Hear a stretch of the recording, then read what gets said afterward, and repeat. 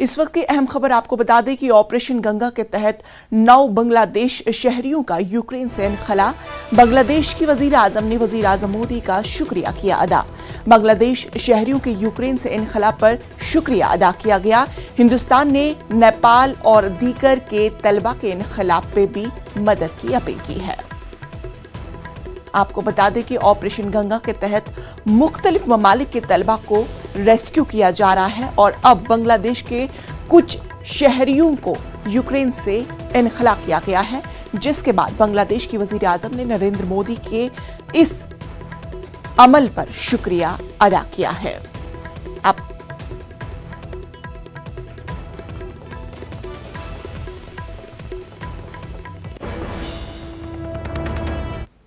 कल 5 रियासतों उत्तर प्रदेश, पंजाब, उत्तराखंड, गोवा और मणिपुर में इंतखाबी नताइज आने वाले हैं। सुबह 8 बजे से वोटों की गिनती शुरू हो जाएगी। सीसीटीवी के जरिए स्ट्रांग रूम की निगरानी की जा रही है।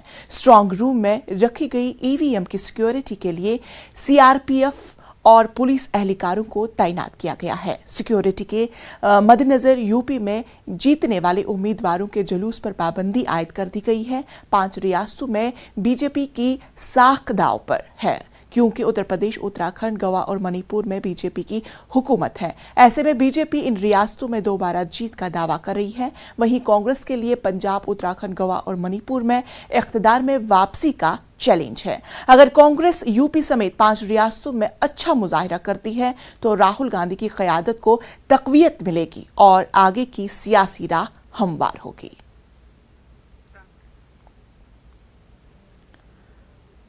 उत्तर प्रदेश असेंबली इंतखाबात के नताइज यानी कल 10 मार्च को आने वाले हैं। इधर रियासत में ईवीएम को लेकर फिर से सियासत शुरू हो गई है। समाजवादी पार्टी के सदर अखिलेश यादव और सपा के सरबराह ओम प्रकाश राजभर के वाराणसी में ईवीएम से भरी गाड़ी पकड़े जाने के दावे के बाद सियासी पारा चढ़ गया है। वाराणसी के पहाड़िया मंडी इलाके में समाजवादी पार्टी के कारकुनान ने ईवीएम स्ट्रांग रूम के बाहर धरना दिया।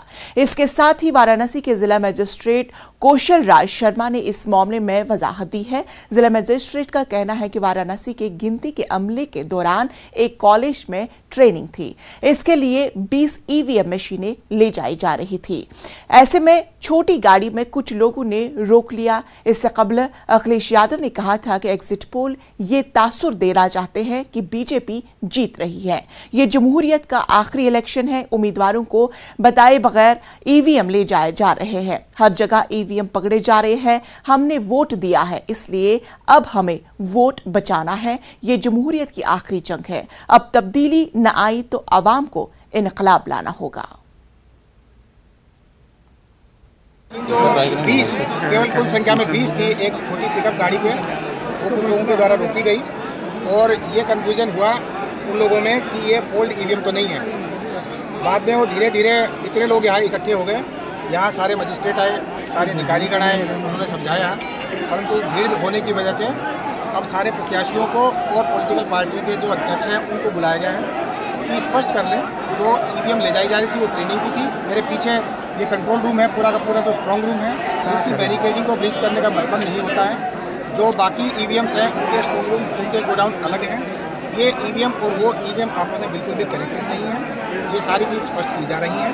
यहाँ पे कुछ लोगों का आरोप है कि कुछ अधिकारियों ने सख्ती की, तो उसकी भी हम जांच करवा लेते हैं कि कोई सख्ती की बात हुई कि नहीं हुई। हालांकि यहाँ पे सारे लोग इकट्ठे हैं और बातचीत है। अब सारे प्रत्याशियों को बुलाए गए हैं और सारी जो मशीनें इलेक्शन के दिन गई थी, जिनमें पोलिंग हुई है, उस सब की लिस्ट उनको जो मेल से भेजी गई आज दोबारा हार्ड कॉपी दी जा रही है। जो ये 20 मशीनें हैं ये अभी अलग ही हैं उस गाड़ी पे। उनके सारे नंबर उनके साथ मैच करवा के दिखा दिए जा रहे हैं कि ये मशीन उन लिस्ट में नहीं है जो पोल पे गई थी। ये प्रशिक्षण की मशीनें अलग होती हैं, प्रशिक्षण के नंबर हैं जिनके प्रशिक्षण पहले काउंटिंग के पोलिंग के दौरान हुए थे, वही काउंटिंग के दौरान हो रहे हैं। जब कल चुनाव खत्म होता है, हम सभी साथियों को पता था कहीं न कहीं जिस प्रकार से बनारस की जनता, खास तौर से दक्षिण की जनता ने जो प्यार सम्मान मान दिया है, क्योंकि ये चुनाव में तो हार चुके हैं, लेकिन हराने के लिए जरूर ईवीएम का प्रयोग करेंगे। हम सभी साथी ईवीएम मशीन के साथ साथ पहाड़िया पे आते हैं। उसके बाद रात भर उस ईवीएम मशीन की हम लोग रखवाली करते हैं। लेकिन सब सुबह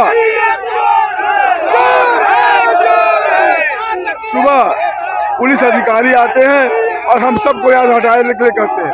न हटने पर हमसे बलपूर्वक कार्य भी किया जाता है, लेकिन तभी कुछ गाड़ियाँ सामने से निकलती है।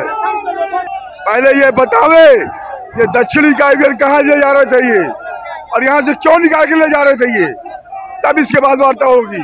देखिए 3-3 गाड़ियां ईवीएम लेकर के वहां निकली हैं, जबकि चुनाव आयोग की गाइडलाइंस है कि बगैर प्रत्याशी को सूचना दिए, बगैर जिलाध्यक्ष को सूचना दिए, कोई भी बगैर फोर्स के कोई भी ईवीएम कहीं भी मूवमेंट नहीं हो सकता है। लेकिन उसको ढक करके बोरे से लेके भागना और बिना प्रशासन के इस तरह की घटनाएं दर्शाता है कि भारतीय जनता पार्टी अपनी हताशा और निराशा को लेकर के पूरे प्रदेश में इस तरह का जो है माहौल, ये फर्जी तरीके से गड़बड़ी करने की नीयत से ये काम शुरू किया गया है, जिसकी जानकारी हम लोगों ने आज राज्य निर्वाचन आयोग को आकर के दिया है और ये मांग किया कि वहाँ के डीएम और कमिश्नर जब तक दोनों को हटाएंगे नहीं तब तक हम लोग काउंटिंग होने नहीं देंगे। समाजवादी पार्टी के मुखिया श्री अखिलेश यादव जी पराजय की सुनिश्चित संभावना को देख करके घबरा भी गए हैं, बौखला भी गए। उनके आरोप जो भी हैं वह तथ्यहीन हैं, निराधार हैं और अफवाह फैलाने वाले। निश्चित तौर से 7 चरण के चुनाव संपन्न हुए 7 तारीख को, और उसके बाद 6 चरण के जो पीछे के चुनाव संपन्न हुए उस समय श्री अखिलेश यादव जी ने ऐसा कोई आरोप नहीं लगाया। 7 चरण के चुनाव के बाद जो अलग अलग चैनलों एजेंसियों के माध्यम से एग्जिट पोल आए, जिसमें भाजपा एक बार फिर से बड़े बहुमत के साथ सत्ता में वापसी कर रही है, उसके बाद उनके गुंडे, उनके अपराधी, उनके तथाकथित गठबंधन कहूँ हठबंधन करने वाले जो उनके साथी सहयोगी हैं, वो सब बौखलाए हुए और उनके आरोप निश्चित तौर से माहौल को खराब करने की कोशिश है। श्री अखिलेश यादव जी, मैं आपसे कहना चाहता हूँ, धैर्य रखो। 10 तारीख को मतगणना होगी और मतगणना के बाद जो भी ईवीएम मशीन के अंदर जनता ने अपने